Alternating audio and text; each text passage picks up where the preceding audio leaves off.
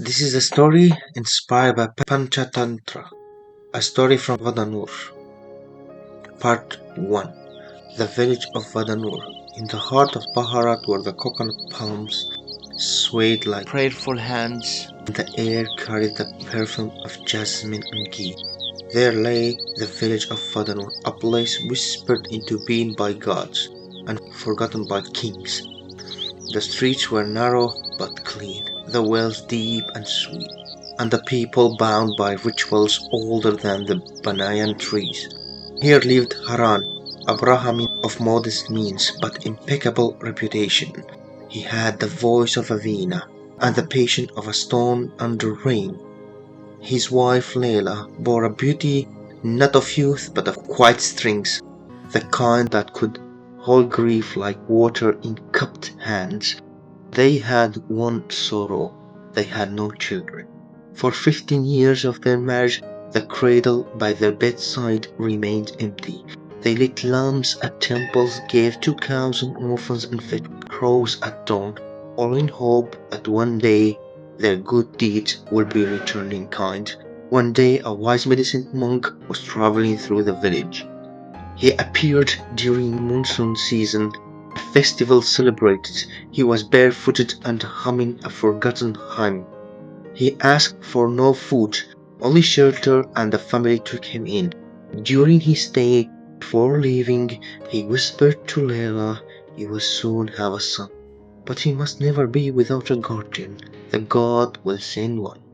That year, Leila finally conceived.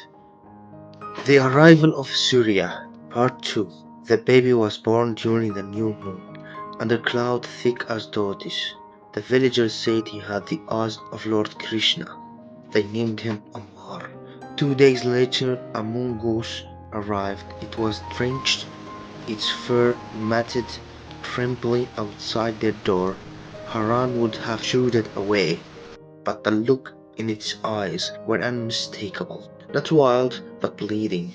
He took it in. Lena protested at first, but when she saw the creature curl beside the baby's cradle like a sentinel, she was silenced, for she remembered the monk's words. They named him Surya, for his copper sheen when dry. As Amar grew, so did Surya.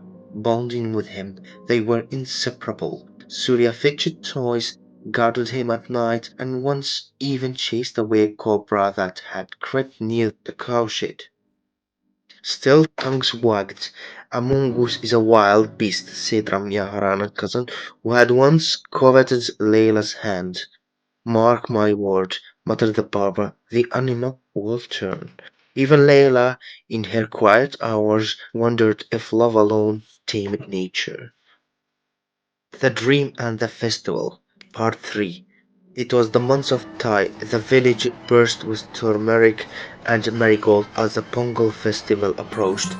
Children painted clay pots, women traced columns at thresholds, and the temple drums did not sleep. That week, Leila dreamed she stood in a river of milk, holding a mar. A shadow passed overhead, and when she looked up, a snake opened its mouth, swallowing the sun. She woke with a scream.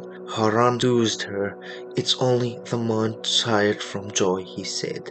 But then the old priestess visited, her hair white as ashes, her gaze fogged but unblinking. There's blood in your house. Before the full moon, she croaked. Keep watch. Leila began to notice things: the mongoose scratching the floor near the cradle, the baby crying at strange hours, ants marching toward the milk.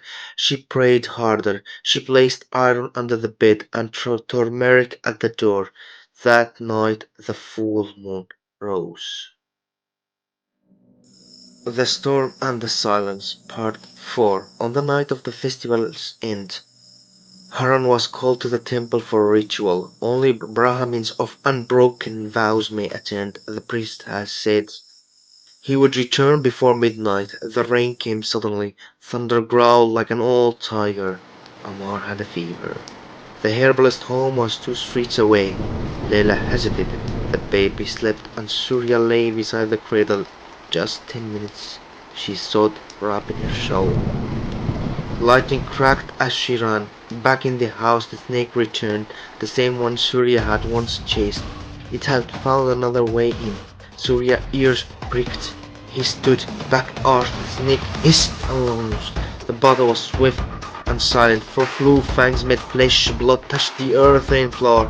When it was done the snake lay broken. Surya panting limped toward the door, where he always waited when Leela went out. The Blow, Part 5. Leila returned, her pot half spilled. Shawl-soaked, she opened the door and froze. Surya stood before her, his mouth smeared with blood. Beside him the cradle was silent. No, she whispered, no. A wail tore from her throat, a sound no human had ever heard from her lips. Her hands trembled, her vision blurred by panic and grief twisted into one. She dropped the pot, seized the grindstone by the door with a shaking finger, and blinded by terror and the ghost of her dream, she struck one blow. Two. Surya did not flee. He looked at her eyes wide, not in fear, but in sorrow, as if trying to tell her something, as if forgiving her in that final gaze. Then without a sound he crumbled to the ground like a prayer cut short. Lila rushed to the cradle. Amar slept, his fingers curled like a lotus bud's. At the foot of the cradle lay the dead snake. She collapsed, consumed by regret. Grief and Ghosts, Part 5. Haran returned to a house darker than the night. When he heard, he said nothing. He touched Surya's still body, then kissed his son's forehead. They buried the mongoose under the neem tree, where the tulsi grew wild. For days Leila did not speak. Her hair lost its sheen. She refused sweets even when Ammar laughed again. Then on the seventh night she dreamed again. This time she stood in a river of light. Ammar floated beside her, giggling. Surya stood behind him, licking his feet. She woke with eyes filled with tears that did not sting. The Stone Guardian, Part 6. Years passed. Ammar grew into a healer. He wore no thread, but people called him Little Sage. He treated animals first, then people. He never killed snakes. They too have guardians, he would say. The villagers built a shrine beside the neem tree. A stone mongoose stood there, red tikka on its head. Some say on stormy nights, when babies cry and snakes wander, a copper glow moves among the homes of Vadanur. The whispers goes. He waits, still loyal. The blood on his mouth was never yours.